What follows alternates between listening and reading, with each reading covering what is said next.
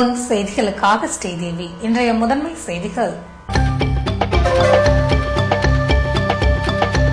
லஞ்ச ஒழிப்பு குறை தீர்க்கும் கூட்டத்தில் கூட்டுறவு அதிகாரிகளை முற்றுகையிட்டதால் பரபரப்பு. வருகிற 28ஆம் தேதிக்கு கூட்டம் ஒத்திவைப்பு.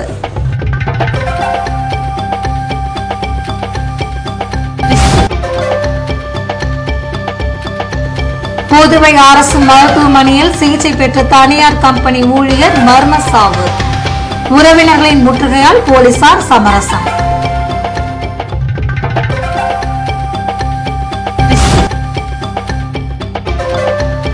முல்லை பெரியாறு அணை பிரச்சனையால் புதுவையில் தாக்கப்படும் கேரள நிறுவனங்கள்.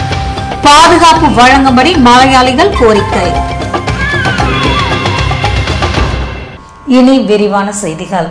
புதுவையில் நடைபெற்ற லஞ்ச ஒழிப்பு குறை கேட்பு கூட்டத்தில் கூட்டுறவு அதிகாரிகளை பொதுமக்கள் முற்றுகையிட்டதால் கூட்டம் வருகிற 28ஆம் தேதிக்கு ஒத்திவைக்கப்பட்டது. புதுவை கூட்டுறவு ஒன்றிய கருத்தரங்கு கூடத்தில் கூட்டுறவுத்துறை சார்பில் லஞ்ச ஒழிப்பு குறை கேட்பு கூட்டம் வெள்ளிக்கிழமை காலை நடைபெற்றது. இதில் பதிவாளர் பாபு, இணை பதிவாளர் வீரமுனி ராஜு, ஸ்பின்கோ இயக்குனர் கலிய பெருமாள், அமுத சுரபி இயக்குனர் சண்முகம் உட்பட அதிகாரிகள் கலந்து கொண்டனர். கூட்டம் துவங்கியதும் லஞ்சம் வாங்க மாட்டோம், ஊழலுக்கு துணை போக மாட்டோம் என்ற அதிகாரிகள் உறுதிமொழி ஏற்க வேண்டும் என பொதுமக்கள் வலியுறுத்தினர். இதனால் அங்கு சலசலப்பு ஏற்பட்ட போதிலும் ஊழலுக்கு எதிராக அதிகாரிகள் உறுதிமொழி ஏற்றனர். இதன் பின்னர் சராமரியாக கேள்விகள் எழுப்பிய மக்கள் குறை தீர்க்கும் கூட்டங்களை மாதந்தோறும் நடத்த வேண்டும் என வலியுறுத்தப்பட்டது. கூட்டுறவு வங்கியில் நடைபெற்ற நகை மோசடியால் பாதிக்கப்பட்டவர்கள் அலைக்கழிக்கப்படுவதால் கூட்டுறவுத்துறை செயலர் நேரில் விளக்கம் அளிக்க வேண்டும் என மக்கள் கோரிக்கை விடுத்து கோஷங்கள் எழுப்பினர். இதனால் அங்கிருந்து அதிகாரிகள் வெளியேற முயன்றதால் அவர்களை மக்கள் முற்றுகையிட வேண்டிய நிலை ஏற்பட்டது. இதனால் அங்கு போலீசார் வரவழைக்கப்பட்டனர். ஆட்சேபனை தெரிவித்த மக்கள் நெருக்கடியின் காரணமாக வருகிற 28ஆம் தேதிக்கு கூட்டம் ஒத்திவைக்கப்பட்டது. புதுவை அரசு மருத்துவமனையில் சிகிச்சைக்கு வந்த தனியார் விற்பனை மேலாளர் மர்மமான முறையில் இறந்த சம்பவத்தால் ஆத்திரமடைந்த உறவினர்கள் முற்றுகை போராட்டத்தில் ஈடுபட்டதால் பரபரப்பு ஏற்பட்டது. புதுவை பூமியான்பேட்டை மாரியம்மன் கோவில் தெருவை சேர்ந்த சுப்புராஜ் என்பவர் தனியார் நிறுவனத்தில் விற்பனை மேலாளராக பணியாற்றி வருகிறார். வெள்ளிக்கிழமையன்று காலை நெஞ்சு எரிச்சல் ஏற்பட்டு மயக்கமடைந்த அவரை காலை 7:30 மணிக்கு உறவினர்கள் அரசு மருத்துவமனைக்கு கொண்டு சென்றனர்.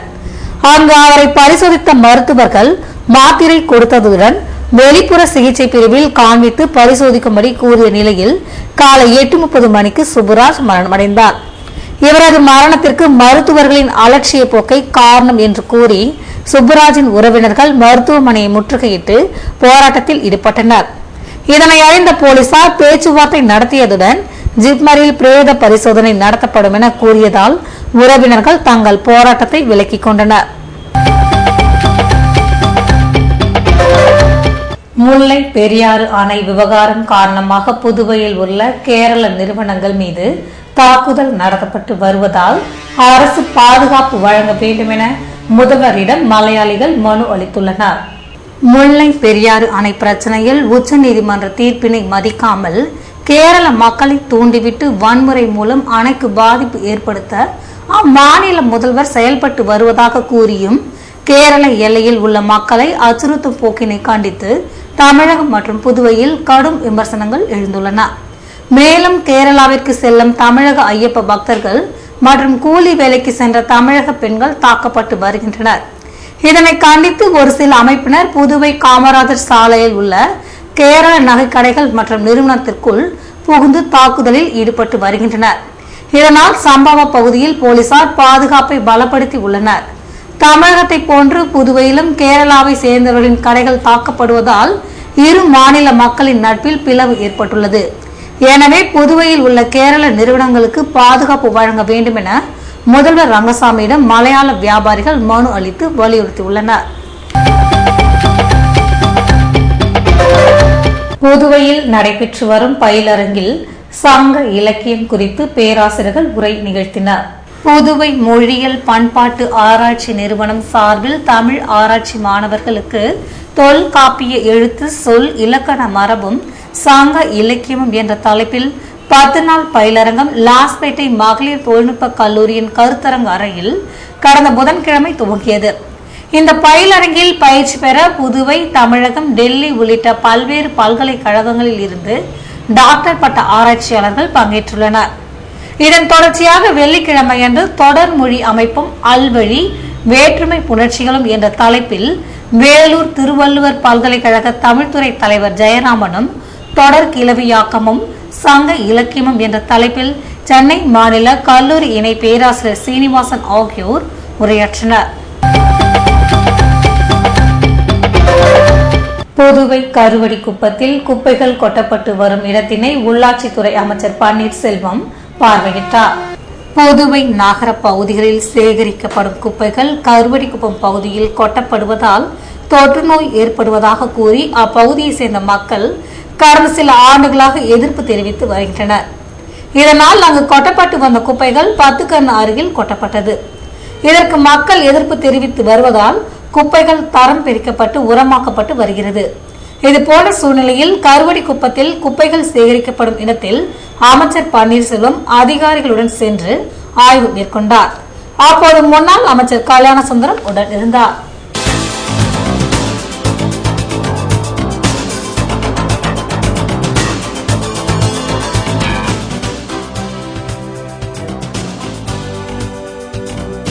முல்லை பெரியாறு அணை பிரச்சனையால் தமிழகம், கேரள மக்கள் நல்லுறவு பாதிப்பு. புதுவையில் பாமகவினர் ஆர்ப்பாட்டம்.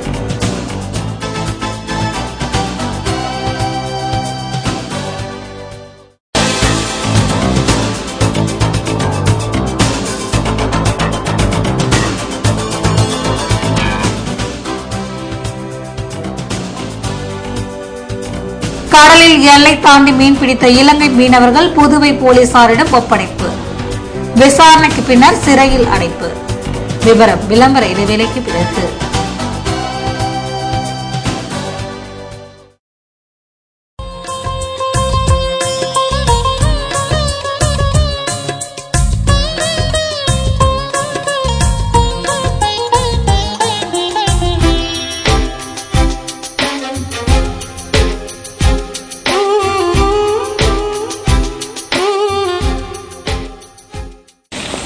பயணிகள் கவனத்திற்கு. லண்டன் செல்லுவோர் கவுண்டர் நம்பர் 4 கவுண்டர் நம்பர் 8 செல்லவும். 4ஆம் நம்பர் அன்லக்கி என்பது பைலட் அம்மாவின் நம்பிக்கை. சால்சா நடனம் தெரிந்தவர்களுக்கு மட்டுமே விண்டோ சீட் வழங்கப்படும். பேக்கை ஒரு விரலால் தள்ளுபவர்களுக்கு ஐ சீட் வழங்கப்படும். இவை தெரிந்தவர்களுக்கு மட்டுமே சீட் வழங்கப்படும். Hop hop, snake dance, passing the parcel, ring roses, merry-go-round. பயணத்தை ஆக்கலாம் கிரேசி. VIP 360 வீலிங் ஆக்கும் easy.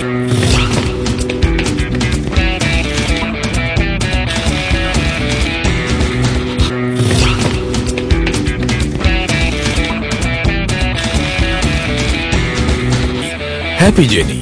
VIP exclusive showroom 145 Vision Street. Phone 222921.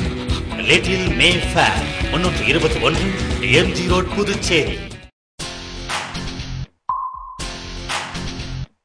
வந்தது வந்தது இங்கே வந்தது குளிர் காலம். தந்தது தந்தது ராம்சல் தந்தது வண்ண கோலம். கண்ணின் கழகாய் அணிந்திடலாம், கலகலப்பாய் மகிழ்ந்திடலாம் ராம்சல்ஸிலே. வந்தது வந்தது இங்கே வந்தது குளிர் காலம். தந்தது தந்தது ராம்சல் தந்தது வண்ண கோலம். மாறும் காலங்களுக்கேற்ற ஆடைகள் மாறாத தரத்திலே ராம்சில்க்ஸ் Pondicherry.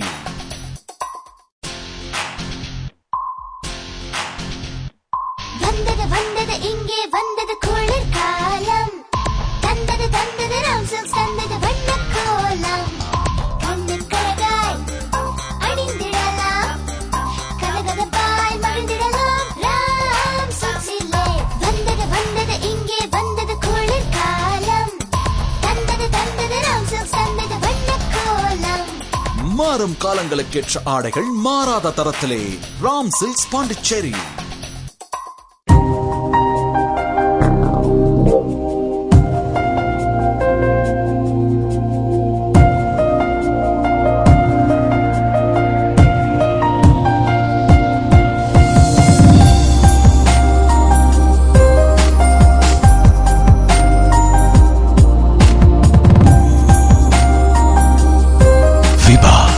Diamond Jewelry Collections from Ram Tanganagai Maligai, Pondicherry. வைரம் வரம் வாங்கி வந்தேனே, இது தூய்மை நல்ல ராசி இல்லை தோஷம் சரிகமகரிசா. வைரம் வரம் வாங்கி வந்தேனே. Diamond Jewelry Collections from Ram Tanganagai Maligai.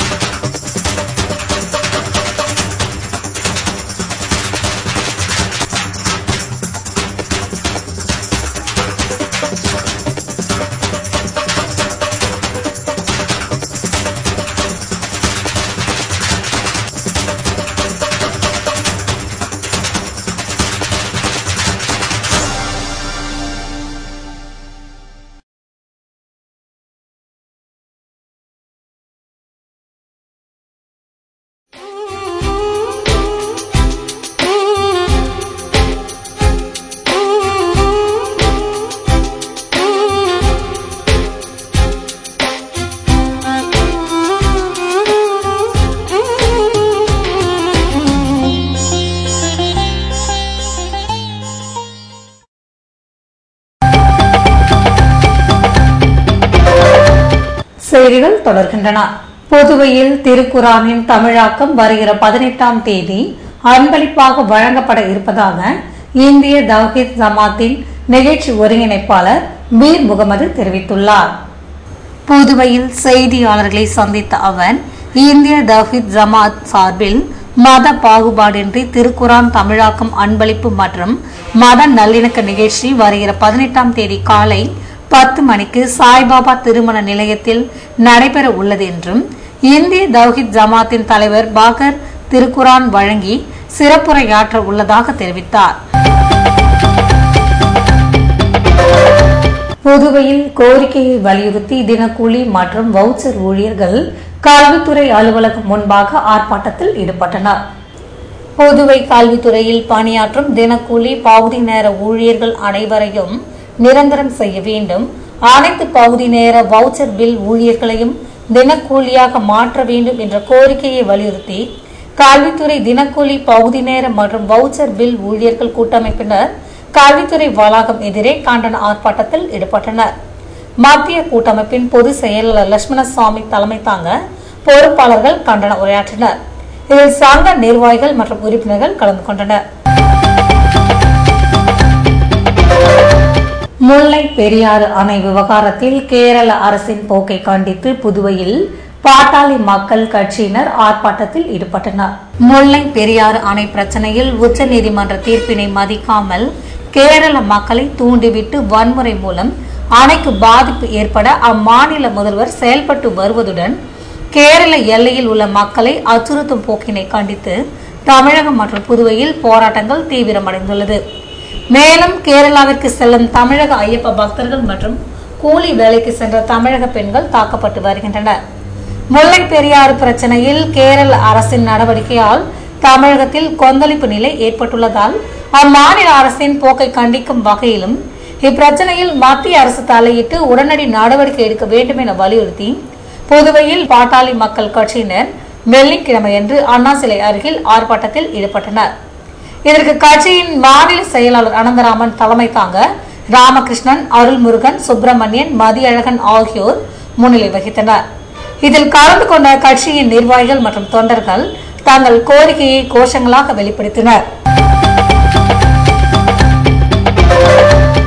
இந்திய கடலில் எல்லை தாண்டி மீன் பிடித்த இலங்கை மீனவர்கள் கைது செய்யப்பட்டு அவர்கள் புதுவைக்கு கொண்டு வரப்பட்டு விசாரணை நடைபெற்று வருகிறது. நாகை மாவட்டம் வேளாங்கண்ணி அருகே இந்திய கடல் எல்லைக்குள் அத்துமீறி நுழைந்து மீன்பிடித்துக் கொண்டிருந்த இலங்கை மீனவர்களை கடலோர காவல் படையினர் கைது செய்து வியாழக்கிழமை மாலை புதுவைக்கு கொண்டு வந்தனர். காரைக்காலில் கடலோர காவல் படையின் மையம் இருந்தாலும் அங்குள்ள மீனவர்கள் இலங்கை மீது கோபத்தில் உள்ளதால் தாக்குதலில் ஈடுபடக்கூடும் என கருதி புதுவைக்கு அழைத்து வந்தனர். தேங்காய் திட்டு துறைமுகத்திற்கு இலங்கை படகை கொண்டு வந்தபோது முகத்வாரத்தில் தண்ணீரின் அளவு குறைவாக இருந்தால் கரைக்கு கொண்டு வருவதில் தாமதம் ஏற்பட்டது. இதன் பின்னர் கடல் தண்ணீரின் அளவு அதிகரிக்க துவங்கியதால் இலங்கை படகு துறைமுகம் கொண்டு வரப்பட்டது. அதில் இருந்த மீனவர்கள் 5 பேர் கைது செய்யப்பட்டதுடன் படகில் இருந்த 460 கிலோ மீன்வளத்துறை அதிகாரிகள் முன்னிலையில் ஏலம் விடப்பட்டது. கைது செய்யப்பட்டுள்ள இலங்கை மீனவர்களிடம் மீன் பிடிப்பதற்கான லைசன்ஸ், உரிமம் போன்றவை எதுவும் இல்லை என்பதால் கடலோர காவல் படையினர் தொடர் விசாரணையில் ஈடுபட்டனர். இதனைத் தொடர்ந்து நீதிமன்றத்தில் ஆஜர்படுத்தப்பட்ட இலங்கை மீனவர்கள் காலாப்பட்டு சிறையில் காவலில் வைக்கப்பட்டனர்.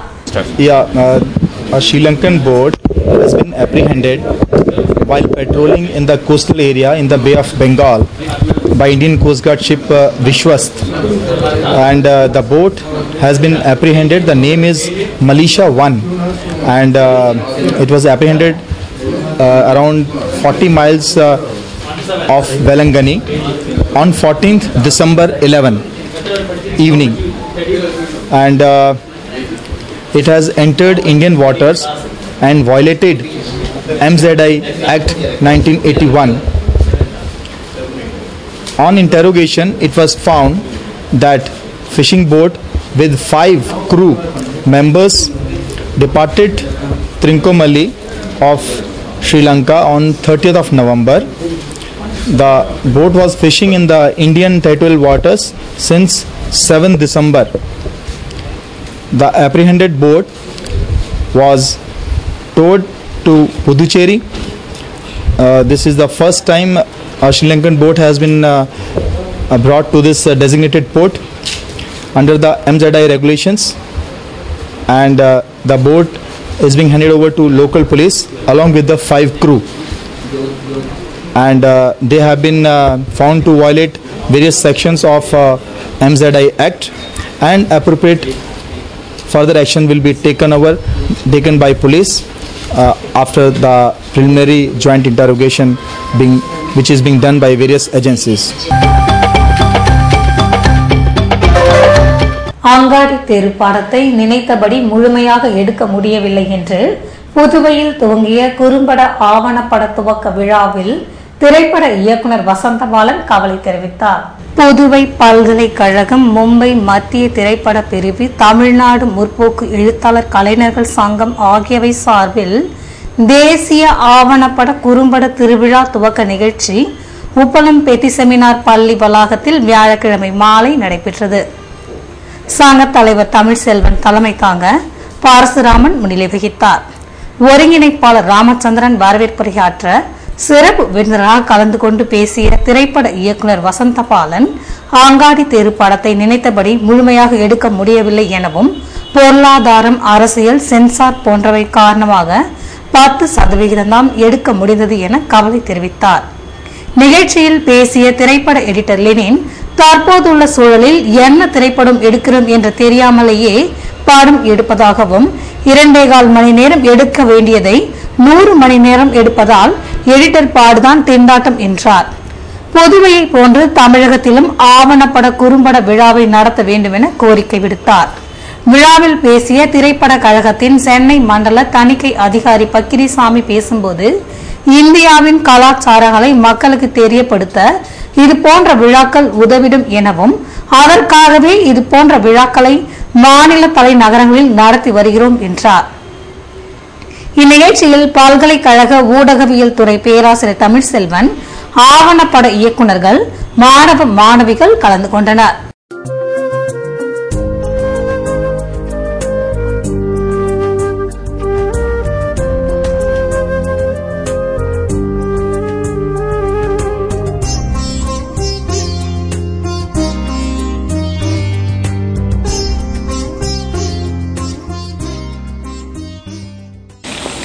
பயணிகள் கவனத்திற்கு லண்டன் செல்லுவோர் கவுண்டர் நம்பர் 4 கவுண்டர் நம்பர் 8 செல்லவும். 4ஆம் நம்பர் அன்லக்கி என்பது பைலட் அம்மாவின் நம்பிக்கை. சால்சா நடனம் தெரிந்தவர்களுக்கு மட்டுமே விண்டோ சீட் வழங்கப்படும். பேக்கை ஒரு விரலால் தள்ளுபவர்களுக்கு ஐ சீட் வழங்கப்படும். இவை தெரிந்தவர்களுக்கு மட்டுமே சீட் வழங்கப்படும். Hop hop, snake dance, passing the parcel, ringa ringa roses, merry go round. பயணத்தை ஆக்கலாம் கிரேசி, விஐபி 360 வீலிங் ஆக்கும் ஈஸி.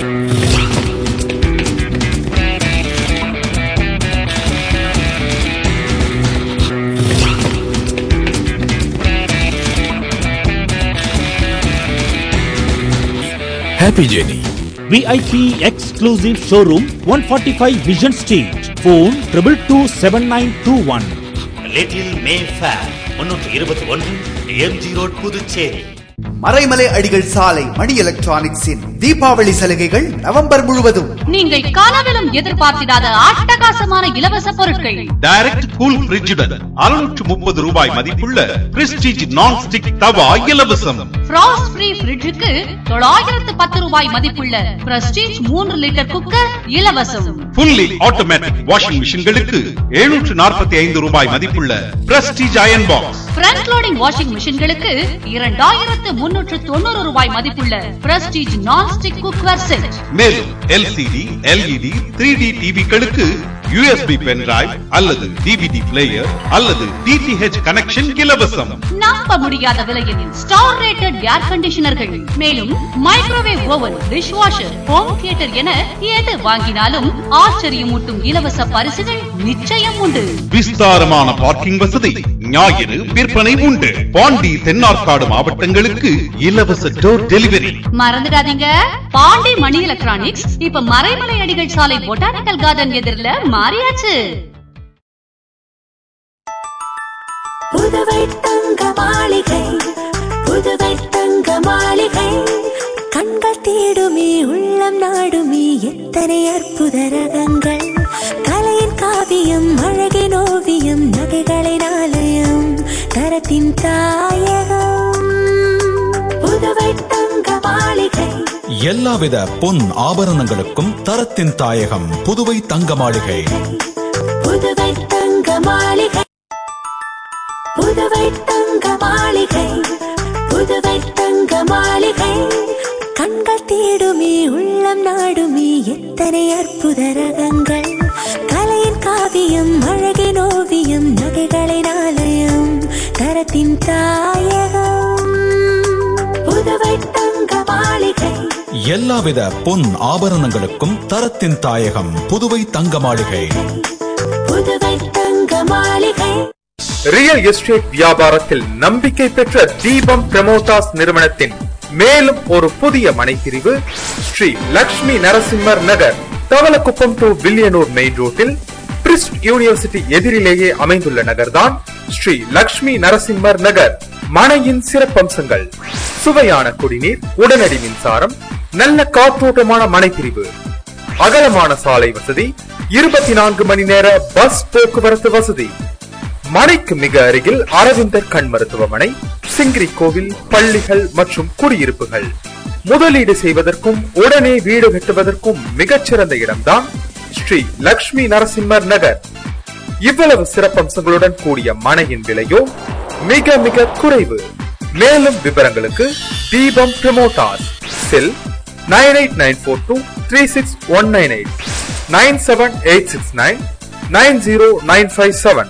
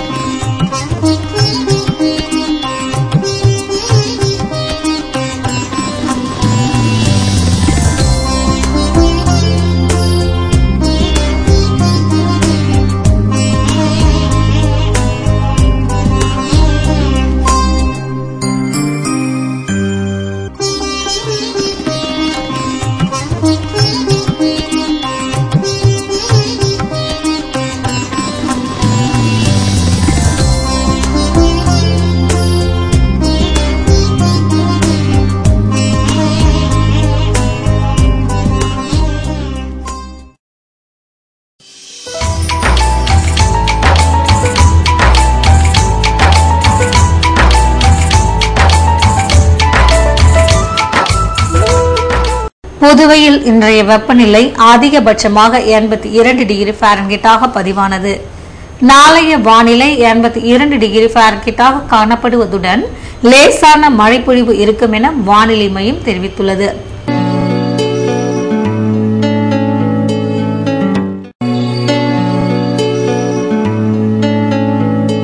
புதுவை கடற்கரையில் இருந்து சுமார் 50 கிலோமீட்டர் தூரம் வரை இன்று 5 அடியாக காணப்பட்ட கடல் அலை உயரம் நாளையும் 5 அடியாகவே காணப்படும் என்றும் வடகிழக்கு திசையில் இருந்து 28 கிலோமீட்டர் வேகத்தில் காற்று வீசும் என்று சென்னை வானிலை மையம் தெரிவித்துள்ளது.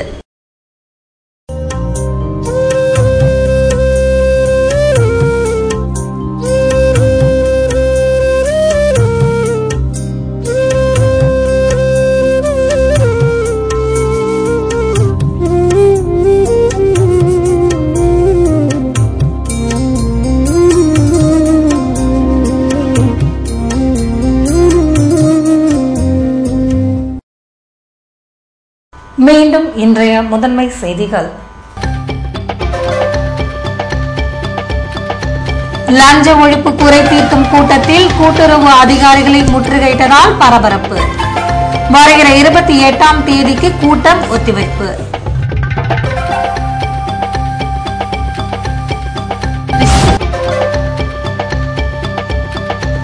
புதுவை அரசு மருத்துவமனையில் சிகிச்சை பெற்ற தனியார் கம்பெனி ஊழியர் மர்ம சாவு.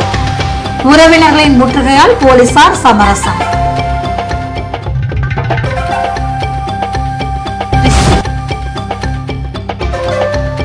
முல்லை பெரியாறு அணை பிரச்சனையால் புதுவையில் தாக்கப்படும் கேரள நிறுவனங்கள் பாதுகாப்பு வழங்கும்படி மலையாளிகள் கோரிக்கை.